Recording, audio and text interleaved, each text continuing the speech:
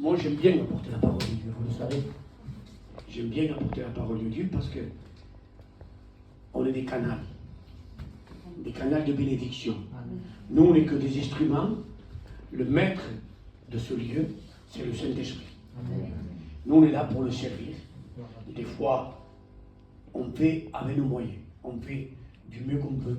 Mais je peux vous dire que nos cœurs sont remplis d'amour pour chacun de vous. Amen. Le titre de mon message, c'est Héritier. Héritier. C'est bien parce que David, les chants que tu as apportés, c'était vraiment guidé aussi parce que c'était dans la même direction de ce que je vais vous apporter. Héritier. On peut hériter d'un château en Espagne. Ça, c'est le top. On peut hériter de 2-3 millions d'euros. Ah, ça, c'est pas mal, j'aimerais bien, je vous avoue. Mais on peut aussi recevoir des mauvais héritages. Et là, on va essayer de voir, à travers la parole de Dieu, une histoire où il y a un héritier, où il y a même deux héritiers. Et on va essayer de partager ensemble cette histoire que vous avez certainement entendu prêcher des centaines de fois, pour ceux qui viennent à l'église depuis longtemps. Mais je vais peut-être vous l'apporter un peu d'une autre manière, selon ce que le Saint-Esprit a déposé dans mon cœur. Alors, on va rentrer tout de suite dans la lecture. La lecture, c'est Luc 15, verset 11. On lit ensemble. Il dit encore, un homme avait 2 fils. Le plus jeune dit à son père, mon père, donne-moi la part de bien qui doit me revenir. Et le père leur partagea son bien. Peu de jours après, le plus jeune fils, ayant tout ramassé, partit pour un pays éloigné où il dissipa son bien en vivant dans la débauche. Lorsqu'il eut tout dépensé, une grande famine survint dans ce pays. Il commença à se trouver dans le besoin. Il alla se mettre au service d'un des habitants du pays qu'il envoya dans ses champs garder les pourceaux. Il aurait bien voulu se rassasier des carouches qui mangeaient les pourceaux, mais personne ne lui en donnait.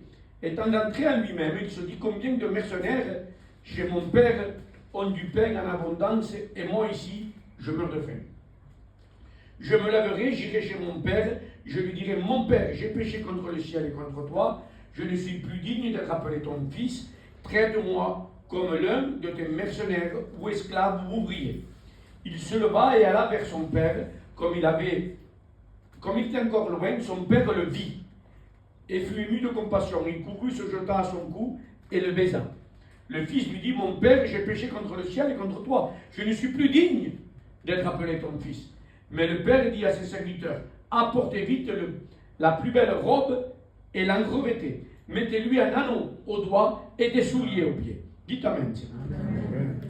Amenez le veau gras et tuez-le. Mangeons et réjouissons-nous. Car mon fils que voici était mort, il est revenu à la vie, et il était perdu, et il est retrouvé. Ils commencèrent à se réjouir. Je continue la lecture. Or, le fils aîné. Donc, je vais faire 2 points. Un premier point, on va parler sur le jeune fils, et le deuxième point, ça sera le fils aîné. Donc, or, le fils aîné était dans les champs. Lorsqu'il revint et approcha de la maison, il entendit la musique et les danses. Il appela un de ses serviteurs et lui demanda ce que c'était. Ce serviteur lui dit, ton frère est de retour et parce qu'il a retrouvé en bonne santé, ton père a tué le veau gras. Il se mit en colère et ne voulut pas entrer. Son père sortit et le pria d'entrer. Mais il répondit à son père, voici il y a tant d'années que je te sers, sans avoir jamais transgressé tes ordres, et jamais tu ne m'as donné un chevreau pour que je me réjouisse avec mes amis. Et quand ton fils est arrivé, celui qui a mangé ton bien avec des prostituées, c'est pour lui que tu as tué le veau gras. Mon enfant, lui dit le père, tu es toujours avec moi, et tout ce que j'ai est à toi. Mais il fallait bien s'éveiller et se réjouir parce que ton frère, que voici, était mort et qu'il est revenu à la vie, parce qu'il était perdu et qu'il est retrouvé. Amen. Amen. Je vous l'ai lu, malgré que je sais que 90% de l'Assemblée le connaissent, ce passage. Amen. Je voulais le lire parce que c'est quand même la parole de Dieu. Et la parole de Dieu, c'est important qu'on puisse la méditer. Ce garçon-là, qui était parti, il a vécu le pire, vous êtes d'accord avec moi. Ce jeune homme, il a vécu le pire en s'éloignant de la maison du Père. Et très souvent, on appelle cette parabole la parabole du fils prodigue. Vous êtes d'accord avec moi? Prodigue, ça veut dire gaspiller sans mesure. En gros, il est parti en live, on va dire, excusez-moi pour être un peu moderne, pour les jeunes qui sont là. Et il est parti, il a commencé à dépenser ce que le Père lui a donné, et il a fait que des bêtises, on va le dire clairement. Mais la question que je me suis posée, je ne sais pas si vous vous l'êtes déjà posée, mais je me suis posé cette question. Pourquoi est-il parti de la maison du Père? Pourquoi est-il parti? On a tous tendance à condamner ce jeune homme qui est parti, et c'est tout à fait logique, puisqu'il est parlé de débauche, il est parlé de péché, et bien sûr qu'on condamne le péché, bien sûr qu'on condamne la débauche, parce qu'on ne peut pas dire bravo à quelqu'un qui vit dans la débauche. On va lui dire viens et repens-toi. Amen. Amen. Amen. Mais ma question, pourquoi est-il parti? Qu'est-ce qui peut pousser un jeune homme, je dirais, de bonne famille, à avoir cette attitude de quitter un endroit où il était bien, un cercle familial où il se trouvait bien? Qu'est-ce qui peut pousser quelqu'un à quitter un endroit comme ça? Et partir d'un père aimant. Le père était aimant pour lui. Pourquoi est-il parti? Alors je vais vous donner quelques réponses humaines en premier. Quelques réponses qui sont venues dans ma tête. On va dire qu'il était jeune homme et qu'il avait envie d'aventure. On peut dire ça humainement. Il est parti parce qu'à 19, 20 ans, on a des oiseaux plein de la tête et allez, on dit je quitte les parents et je m'en vais me balader. Je m'en vais faire le tour du monde. Il a pu quitter aussi pour une amoureuse. Allez, j'ai une amoureuse là-bas, allez, je prends mes valises, papa, au revoir et merci. Ça, c'est des réflexions humaines qu'on peut avoir. Mais là, il est question de l'image, ça représente de quitter la maison de Dieu. Pourquoi quittons-nous la maison de Dieu quand on y est bien? Il y a beaucoup de gens qui quittent la maison de Dieu. Il y a beaucoup de gens qui sont dans la maison de Dieu et un jour ils s'en vont. Et je me pose la question, pourquoi ces gens partent? Ça fait de la peine. Au pasteur, ça fait de la peine aussi aux frères, aux sœurs, etc. Alors, pour vous donner une petite explication brève, je ne vais pas être très long, au moins sur ce sujet, mais surtout le reste, ça va être long. Ne vous inquiétez pas, il est que 9h moins 20, on a tout son temps. Je vais vous parler de mon expérience. Je vais vous parler quelques minutes de moi. J'ai connu les choses de Dieu très jeune. J'étais tout petit. J'ai été élevé dans l'église. Mais à l'âge de 14 ans, j'ai fait une expérience avec Dieu. J'étais sous un chapiteau. Un homme de Dieu était en train de prêcher. Il s'appelait Manico, Anna le connaît, et d'autres personnes ici aussi. Et j'étais avec un groupe de jeunes, un peu plus jeunes, un peu plus âgés que moi, qui avaient entre 17 et 18 ans, entre 16 et 18 ans. Moi j'avais 14 ans. Je me suis levé, cet appel. Ce jour-là, j'ai donné ma vie à Jésus. J'ai dit, Seigneur, voilà ma vie, elle est à toi. J'avais 14 ans, je ne savais rien, j'étais vraiment innocent. J'étais vraiment un bébé de 14 ans, si vous voulez, un enfant de 14 ans. Et vite, le Seigneur m'a fait faire beaucoup d'expériences. Très vite, j'ai reçu de parler en langue. J'ai parlé en langue. Alors, j'ai reçu de parler en langue au bord du Gard. Et c'était un autre garçon de 14 ans qui a prié pour moi. Aujourd'hui, il serait très sanctionné par certaines églises. Il m'a imposé les mains et j'ai parlé en langue. J'ai reçu la prophétie. J'ai été vraiment béni quand j'étais enfant. J'étais un enfant. À l'âge de même pas 15 ans, j'ai été baptisé. Mais à l'âge de 16 ans, je vous parle clairement, je vous parle avec mon cœur. À l'âge de 16 ans, j'ai quitté la maison de Dieu. Je l'ai quitté pendant à peu près une vingtaine d'années. Et j'ai fait comme ce jeune homme-là. Je l'ai quitté. Et je suis parti gaspiller tout ce que le Père m'avait donné. Je l'ai vécu. Alors je vous parle de mon expérience, qui n'est peut-être pas la vôtre, mais qui parlera peut-être à des personnes. Pourquoi j'ai quitté la maison de Dieu? Pourtant j'aimais Dieu. Vous savez pourquoi? Parce que je me suis mis des règles. Je me suis mis des règles au-dessus de ce que Dieu me demandait. je me suis imposé des lois. Je me suis imposé des obligations. Je me suis mis des interdits. Je me suis mis des places. Je me suis mis des choses, des carrés, sur des places, sur des choses. Tout était obligé. Je vais vous dire mieux, j'ai même arrêté le foot. J'aimais le foot. Ah, c'est pas bien de jouer au foot. C'est pas bien de faire ça. C'est pas bien de faire ça. C'est pas bien de faire ça. Il faut se lever tôt. Il faut prier. Il faut prier. Il faut lire. Il faut prier. Il faut lire. Il faut prier. Il faut aller à l'église. Il ne faut pas être en retard. Des règles sur des règles. Des règles sur des règles. Je me suis mis des fardeaux religieux sur mes épaules. Et c'était l'esprit qui régnait aussi dans l'église. Je tiens à le préciser. C'était un peu l'enseignement qui était à ce moment-là. C'était tellement lourd pour un enfant de 16 ans que j'ai tout laissé tomber. J'ai tout laissé tomber. Je continue dans la lecture. Non, je continue dans l'explication. Je vais revenir sur une partie du texte. Je retourne. Le début du texte dit « Un homme avait 2 fils. » Un homme avait 2 fils. C'est très important. Un homme avait 2 fils. Et rien ne peut séparer, écoutez bien, l'amour d'un père pour son fils. Rien ne peut séparer l'amour d'un père pour son fils. Je suis touché quand je vous dis ça, je vous promets. Ce n'est pas dans mes habitudes de faire les sentimentales, mais là ça me touche. Je sais que ce message, il me touche, et je crois qu'il va vous toucher aussi. Rien ne peut séparer sur cette terre l'amour d'un père pour un fils. À combien plus notre Père céleste. L'amour de Dieu ne changera jamais. On ne peut pas empêcher Dieu de nous aimer. Amen. Il a chanté tout à l'heure. Alors, ce garçon, ce jeune homme de cette histoire, me semble qu'il a voulu bien faire. Il a voulu faire par sa propre force charnelle. Et je peux vous dire que ce vouloir bien faire, écoutez-moi, est une ruse diabolique qui est rentrée dans l'église. Vouloir bien faire. Ah, je veux bien faire. Ah, je veux faire. Ah, je veux faire. Ah, je vais prier 4 heures. Je vais prier 6 heures. Il faut le faire. C'est pas qu'il ne faut pas. Mais vous allez comprendre le reste de la prédication. Je ne vais plus fumer. Je jette la cigarette. Il faut jeter la cigarette. Bien sûr qu'il faut le faire. Mais quand c'est fait par nos propres forces, ça ne tient pas. Vous comprenez? Moi, je pense que ce jeune homme a eu une telle pression religieuse sur ses épaules. Il a voulu tellement bien faire pour plaire aux gens et au Père, et bien qu'il a craqué, il a tout laissé tomber. C'est ce que nous enseigne un peu cette parole. Dans la maison du Père, dans la maison où il était, dans l'esprit, dans le contexte où il était malheureux. Il se sentait mal. Il souffrait parce qu'il devait faire les choses non par amour, mais par force.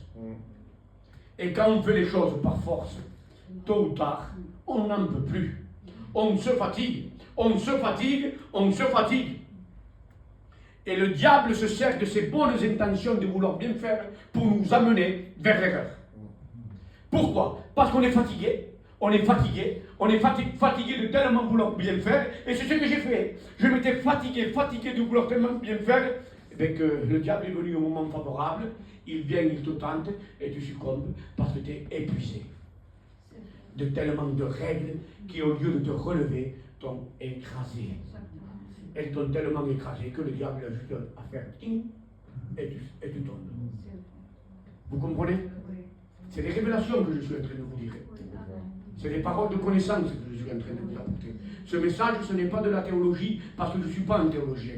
C'est des messages de révélation que je vous apporte. Je le sais, je le ressens dans mon cœur. Le diable envoie la tentation au moment favorable. Et le moment favorable, c'est quand tu es écrasé. Il te tente et tu succombes. Matthieu 11, 28 nous dit, vous connaissez ce passage tous. Ce n'est même pas la peine d'ouvrir la Bible. Vous pouvez le citer sans l'ouvrir. Venez à moi, vous tous qui êtes fatigués et chargés. Ah, une personne m'a dit tout à l'heure, je suis fatigué. Et je vous donnerai du repos. Prenez mon joug sur vous et recevez mes instructions, car je suis doux et humble de cœur, et vous trouverez du repos pour vos âmes, car mon joug est doux et mon fardeau est léger. Écoutez-moi, nous ne venons pas à Jésus pour avoir du stress. Nous ne venons pas à Jésus pour souffrir. Nous ne venons pas à Jésus pour nous changer nous-mêmes. Ou sinon, eh bien, c'est pas la peine. Vous n'avez pas besoin de Jésus. Changez-vous. Arrêtez la cigarette de votre propre force. On se fatigue à vouloir bien faire de nos propres moyens. Mais voyez la différence, pourquoi on vient à Jésus. On vient à Jésus pour recevoir le repos. On vient à Jésus, écoutez-moi, pour laisser nos fardeaux à ses pieds. On ne vient pas à Jésus pour prendre des fardeaux. On vient pour les laisser. Venez à moi et laissez les fardeaux.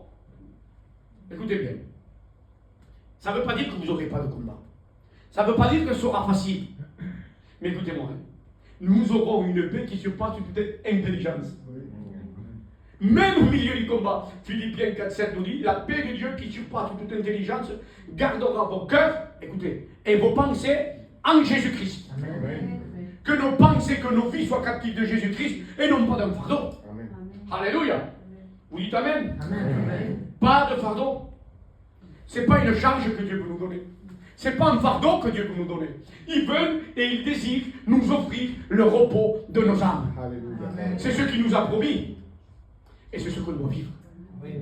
C'est fini de vivre le fardeau religieux au nom de Jésus. Alors je vais vous dire, il faut faire attention de ne pas avoir des charges physiques. Parce que le diable peut s'attaquer aussi à notre physique, nous fatiguer. Et nous ont imposé une charge mentale.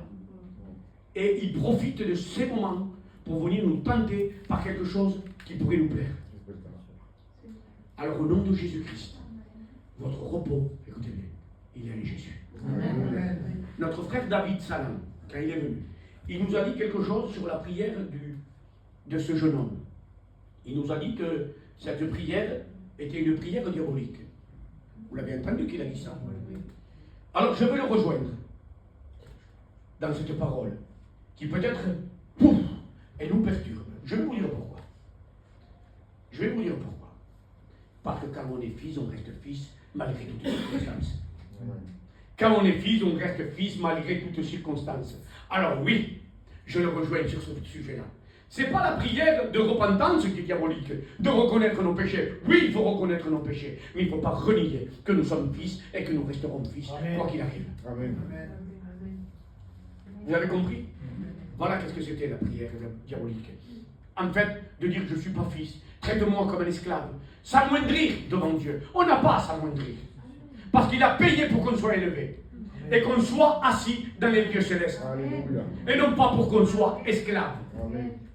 Vous entendez ça? Amen. La prière qui remet en doute notre identité donne accès au diable. Matthieu 4. Le diable s'est approché de Jésus et lui dit, si tu es fils de Dieu. Il vient lui introduire un premier doute sur son identité. Et quand on commence à avoir un doute sur notre identité, nous devenons faibles devant le péché. Nous nous fragilisons par le doute de notre identité. Ce qui nous fait tomber dans le péché, c'est de douter que nous sommes enfants de Dieu. Parce qu'à ce moment-là, on devient religieux, esclave religieux. Vous comprenez ça? Oui, vous comprenez. Car l'esclavage religieux, écoutez bien ce que j'ai écrit, nous rend captifs et impuissants devant la tentation. Jésus a payé, vous savez pourquoi? Pour qu'on soit fils. Amen. Il a payé pour qu'on soit fils. Dites Amen. Amen. Amen. Amen. Alors j'ai envie qu'aujourd'hui on confesse notre position de fils. Amen. Ou de fille, bien sûr. Confessez-le s'il vous plaît. Amen. Et nous devons célébrer cela pleinement et profiter de ce que nous sommes. Luc 11, 13 nous dit, si donc méchants comme vous l'êtes, vous savez donner de bonnes choses à vos enfants, à combien plus forte raison le Père Céleste donnera le Saint-Esprit à ceux qui lui demandent. Ça c'est la position de Dieu pour nous. C'est la position de Dieu pour toi. Tu comprends? Et Dieu ne fait pas de préférence. Là le fils il vient, il lui dit, traite-moi comme un esclave à partir de maintenant parce que j'ai péché hier. Dieu ne fait pas ça. Dieu ne fait pas de préférence. il ne traite pas ses fils comme des esclaves. Il ne traite pas ses fils comme des esclaves. Le Seigneur ne fera pas de préférence avec celui qui a succombé au péché ou celui qui est resté en poste. Il ne le fait pas, ça. C'est pas le cœur de Dieu. Parce que quand on se repent et qu'on reconnaît nos péchés, on est fils légitime. Amen. Ceux qui ne reconnaissent pas leurs péchés, qui restent dans leurs péchés, c'est une autre affaire. Mais un fils se repent et reconnaît ses fautes. Parce que tous les fils ont des fautes. Vous comprenez? Il n'y a pas de fils parfait. Mais Dieu nous aime avec notre imperfection. C'est pour ça qu'il a payé. Amen. Alléluia. Amen. Il n'y a pas de changement ni de préférence en Dieu. Jacques 1,17 nous dit: ne vous y trompez pas, mes frères bien-aimés. Toute grâce est excellente et tout don parfait descend d'en haut, du Père des Lumières, chez lequel il n'y a ni changement ni ombre de variation. Dieu ne change pas. Quand tu es fils, tu es fils. Oui, il est vrai que le péché pratiqué va bloquer ta relation avec Dieu. Oui, il est vrai que ça va créer une difficulté, un temps à cause du péché. Mais malgré là, l'amour du Père, lui, il ne changera pas. L'amour du Père est intouchable, inchangeable, rien ne peut toucher l'amour de Dieu pour chacun de nous. Ça, il faut que vraiment on se rappelle. Il ne faut pas mettre en doute ta position de fils ou de fille et que Dieu t'aime. Parce qu'alors là, le diable peut te détruire. Si tu doutes que Dieu t'aime, tu te relâches de Dieu. Tu t'éloignes de Dieu et tu donnes accès au diable. Parce que on ne doit pas se séparer de quoi? De l'amour de Jésus-Christ. Si on se sépare de l'amour de Jésus-Christ, le diable peut avoir accès. Alors je le dis, le but de l'ennemi, nous séparer de l'amour de Jésus-Christ. Alors, je rentre dans mon deuxième point. Ce fils aîné là, logiquement, c'était lui qui devait recevoir l'héritage. Selon la tradition juive, c'est le fils aîné qui reçoit l'héritage. Mais nous voyons dans Luc 15,2, dans le même chapitre, que Jésus est en train de parler avec les pharisiens. Il leur dit ceci: et les pharisiens et les scribes murmuraient, disant: cet homme accueille des gens de mauvaise vie et mange avec eux. En fait, avec cette histoire de cette parabole, Jésus est en train de reprendre les pharisiens. Il est en train de leur dire: les gars, quelqu'un qui succombe, il revient à la maison du Père, et je le reçois comme un prince. Il est en train de leur dire: vous ne le faites pas ça, parce que vous êtes captifs de la religion, vous êtes captifs du jugement.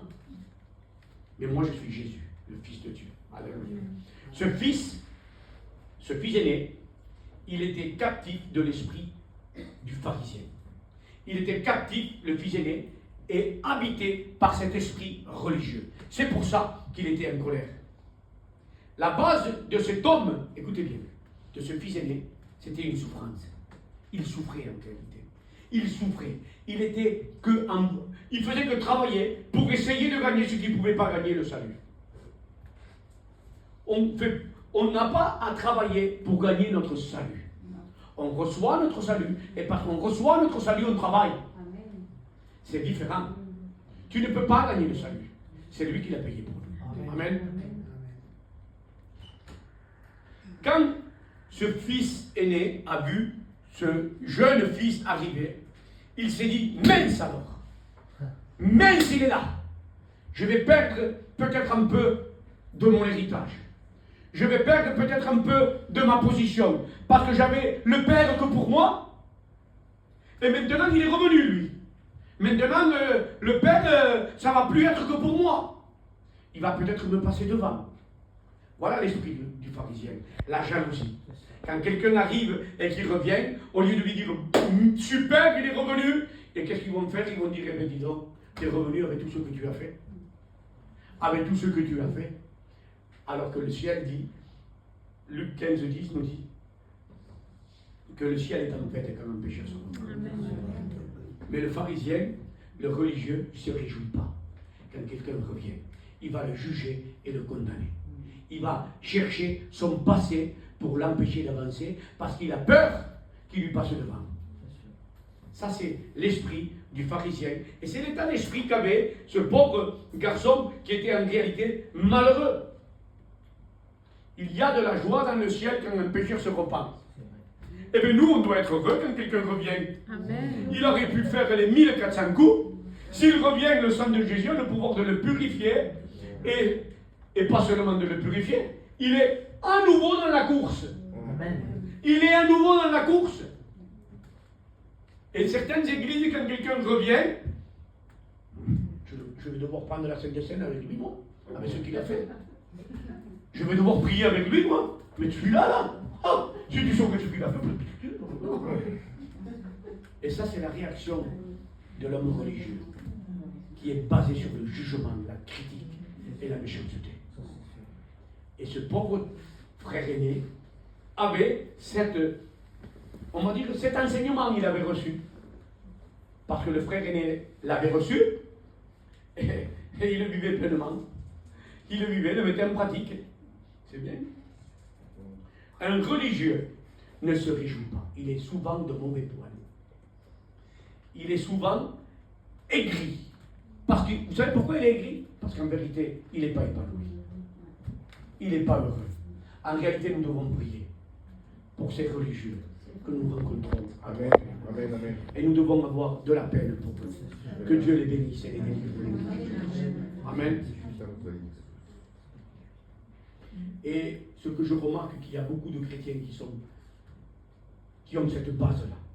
Je regarde, je vois, je connais l'Église maintenant. Je vois qu'il y a beaucoup de gens qui veulent travailler pour leur salut. Et moi, je vais vous dire, j'ai peur pour eux, parce qu'ils n'y arriveront pas. Tu ne peux pas gagner ton salut. Non. On ne pourra pas. Si tu veux gagner ton salut, viens, repens-toi, prie le Seigneur, et dis-lui bien que tu ne peux pas l'avoir, le salut. Mais lui, il te le donne. Amen. C'est un cadeau, un don gratuit que Dieu nous fait. Dites Amen. Amen. Cet homme travaille pour avoir les faveurs du Père. Il se tue à la tâche, mes amis. Il se tue à la tâche, non pas pour gagner du pognon, pour avoir les faveurs du Père. Parce que c'est une image que ça veut dire. Nous n'avons pas à travailler pour gagner les faveurs du Père. Une erreur inculquée dans les églises. Je jeûne pour avoir les faveurs de Dieu. Je prie pour avoir les faveurs de Dieu. Tu n'auras rien, mon ami. C'est parce que tu as les faveurs de Dieu que tu vas jeûner. C'est parce que tu as les faveurs de Dieu que tu vas prier. C'est parce que tu as les faveurs de Dieu que tu vas les témoigner.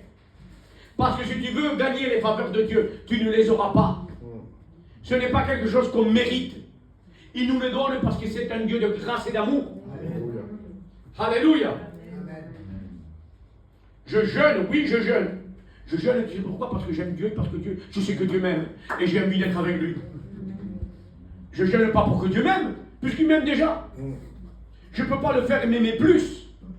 Il m'aime à un tel point que c'est immesurable et insondable, la Bible nous dit. Alors qu'est-ce que je vais jeûner pour qu'il m'aime? Je suis sûr et certain que Dieu m'aime. Amen. Et parce que je l'aime, moi aussi, je veux être avec lui. Et je m'approche et je lui parle et je discute avec lui. Amen. Amen.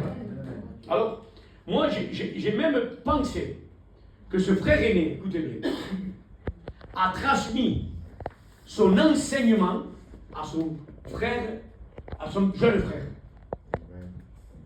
Il lui a transmis. Il lui a donné. C'est pour ça que le jeune frère, sa prière, c'est une prière pleine de culpabilité et qui dit « Je ne suis pas digne, traite-moi comme un esclave ». Parce qu'il était certainement, ça c'est moi qui le dis, d'accord? Très souvent au travail avec son grand frère, et son grand frère lui a appris à être un homme sous la culpabilité et sous la loi religieuse. C'est pour ça que même, il a du mal à se repentir et à revenir parce qu'il a la pétoche. Il a peur de revenir, qu'est-ce qu'ils vont dire de moi? Ah, avec tout ce qu'on m'a dit, avec tout ce que mon grand frère m'a dit, avec l'enseignement que j'ai reçu. J'ai reçu un enseignement qu'il ne fallait surtout pas dévier, qu'il ne fallait surtout pas pécher. Du coup, si je vais, ils vont me dire, dégage. C'est pour ça qu'il est venu avec un esprit de culpabilité, disant, traite-moi comme un esclave, tape-moi si tu veux. Ne t'approche pas de Dieu comme ça, parce que Dieu ne te tapera pas si tu reviens, si tu as péché, mais il te tendra la main. Vous comprenez cette parole de l'évangile, alléluia, le véritable évangile. Et nous avons reçu bien souvent dans le christianisme un enseignement faux comme celui que je suis en train de vous dire. Et que ces mentalités disparaissent de nous au nom de Jésus. Parce que c'est des chiens qui nous captivent tellement, qui sont difficiles à briser. Les démons, on les chasse au nom de Jésus. Amen. Mais ces mentalités sont difficiles à déplacer.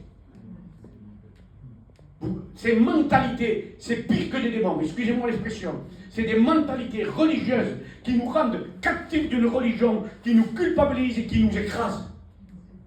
Je suis anti-religieux. Je veux une relation intime avec Dieu le Père, parce qu'il m'aime.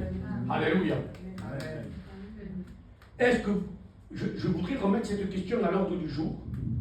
Est-ce que vous croyez que vous pouvez être sauvé par vos œuvres? Non. Amen. Alors, que Dieu soit loué.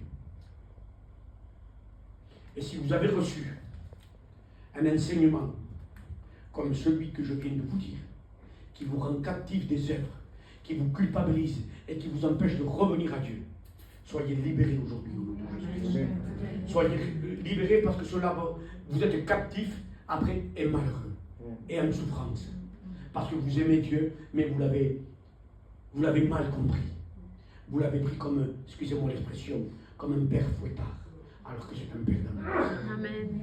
Et j'aimerais vraiment que les gens renoncent à tous ces faux enseignements qui, involontairement, m'ont éloigné aussi à moi un temps de la maison de Dieu. Mais quand je suis revenu, vous savez ce qu'il m'a fait le Père?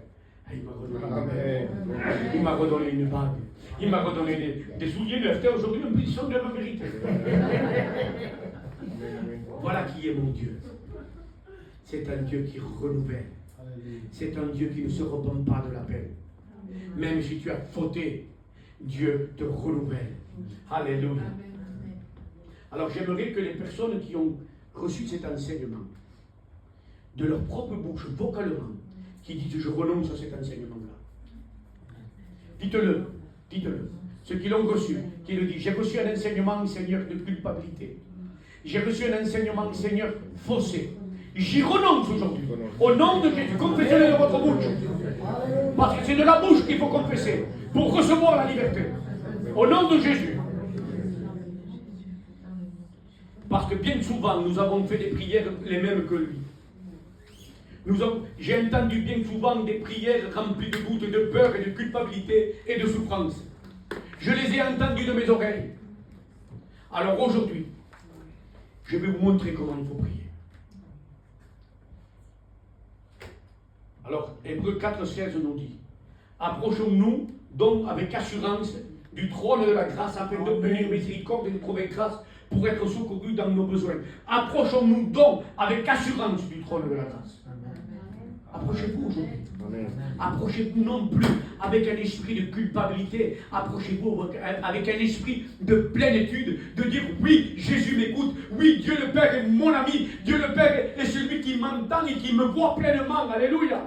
Le diable a peur de ceux qui confessent leur position en tant que fils.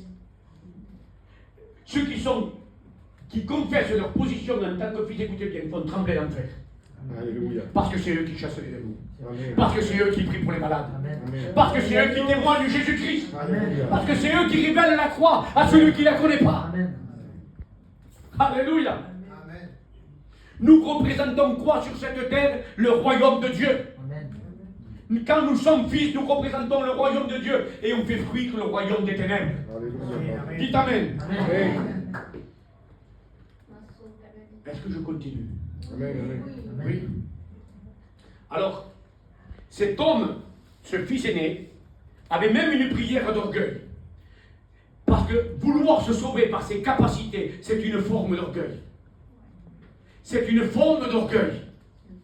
Parce que ça nous revient à nous qu'en gros qu'on se gagne le ciel. Et je vais dire mieux, ça détourne les personnes de la croix. Parce que c'est Christ qui a payé, et nous on veut rajouter quelque chose à ce que Christ a fait, par des œuvres. Alors que nos œuvres sont nulles. La Bible dit que notre justice est comme un manteau souillé devant Dieu. Vous comprenez ça? Alors, qu'est-ce que je voulais vous... Je ne vais pas le lire, mais je vais juste vous l'énumérer. Luc 18, 11. Nous voyons cet homme qui se met là et qui dit « Moi, je ne suis pas comme ce publicain. Moi, je ne pêche pas. Oh, moi, je ne vis pas comme lui. Moi, je ne suis pas comme celui-là. Voilà la prière de l'orgueilleux. Au lieu de mettre en avant l'amour de Jésus-Christ, au lieu de mettre en avant la puissance du Saint-Esprit, il se met en avant lui. Il se met en avant lui. Alors, celui qui veut mettre en pratique ses œuvres, c'est comme s'il se mettrait en avant lui, au lieu de mettre en avant ce que Jésus a fait. Et nous le voyons dans Luc 18, 11. Cet homme, il met en avant ses capacités, et non plus les capacités que Jésus-Christ a mis en nous. Alléluia. Alors attention de ne pas tomber aussi dans la prière de la fausse humilité. Cette prière qui nous dévalorise pour nous permettre de pécher. Excusez-moi, j'équilibre un peu parce que c'est important pour excuser nos mauvais comportements. Non, il ne faut pas non plus tomber dans cette prière-là. Un jour, les disciples se sont approchés de Jésus. Ils lui demandent comment on doit prier. Vous connaissez la prière de notre Père. Mais je vais vous dire comment il faut prier. Quand on s'approche de Dieu, priez de cette manière, mes frères et sœurs. Le sang de Jésus nous purifie de tout péché. Vous êtes d'accord avec ça? Priez de cette manière. Nous sommes fils de Dieu. Et je m'approche, Père, en tant que fils. Je m'approche de toi parce que tu m'as libéré. Je m'approche de toi parce que tu as payé pour mes péchés. Je m'approche de toi parce que je suis vainqueur et plus que vainqueur. C'est ces prières-là qui font trembler l'ennemi. Ces prières qui viennent, oh Seigneur, souffrance. Stop. Aujourd'hui, vous êtes des fils et des filles de Dieu. Oui, on a des combats. Et c'est vrai qu'on en a. Mais nous sommes vainqueurs dans nos combats au nom de Jésus. Alléluia. Alors, je vais conclure. Je vais conclure parce que je trouve que je suis un peu long. Et je vais vous lire un dernier texte. Est-ce que... Qui c'est qui est fils de Dieu et fille de Dieu ici? Qui lève la main, s'il vous plaît. Tous les fils et filles de Dieu qui lèvent la main. Vous le confessez, levez la main. Je confesse que je suis fils de Dieu, dites-le. Que le diable ne peut plus me toucher. Qu'il n'y a plus de condamnation pour moi. Parce que je suis en Jésus-Christ. Et aujourd'hui, je déclare dans ma vie que je vais prier mon Père. Parce qu'il m'aime. Parce que je l'aime. Alléluia, gloire à Dieu, amen. Écoutez ce passage. Galates 4, versets 6 à 7. Et parce que vous êtes fils, Dieu a envoyé dans nos cœurs l'esprit de son Fils, lequel crie Abba Père. Ainsi tu n'es plus esclave, mais fils. Et si tu es fils, tu es aussi héritier par la grâce de Dieu. Amen. Alléluia. Ça, c'est le passage de la parole de Dieu. Galates 4, 6 et 7. Vous êtes héritier. Amen. Je remercie Dieu. Je vais demander à David, mon collègue, de prendre un chant. Alléluia. C'est qui est? Si. Ah, je ne vais pas te déranger, mon David. Gloire à Dieu. Que cette parole reste gravée. Et que cette parole, elle puisse poursuivre vos cœurs. Amen. J'aime dire ça maintenant. Qu'elle vous poursuive au nom de Jésus. Que l'amour de Jésus vous poursuive. Au nom de Jésus-Christ. Gloria a Dios. Amen.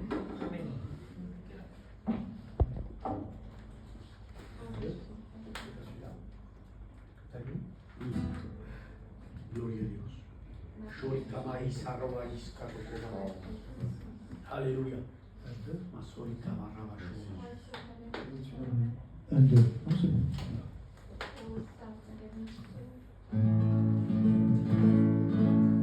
Tu m'as ébloui par tes mélodies. Tu m'as donné un chant. Alléluia. De délivrance devant mes ennemis. Merci Saint-Esprit. Alléluia. Merci Saint-Esprit.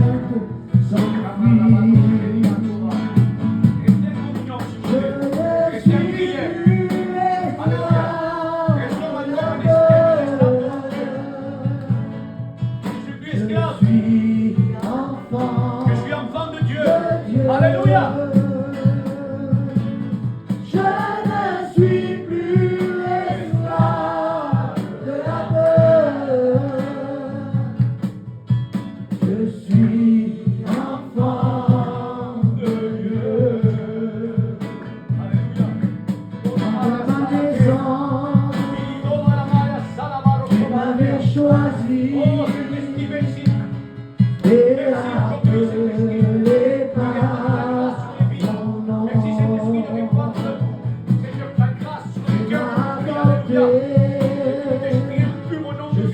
ta famille L'esprit de félicité quitte ce et ton lieu.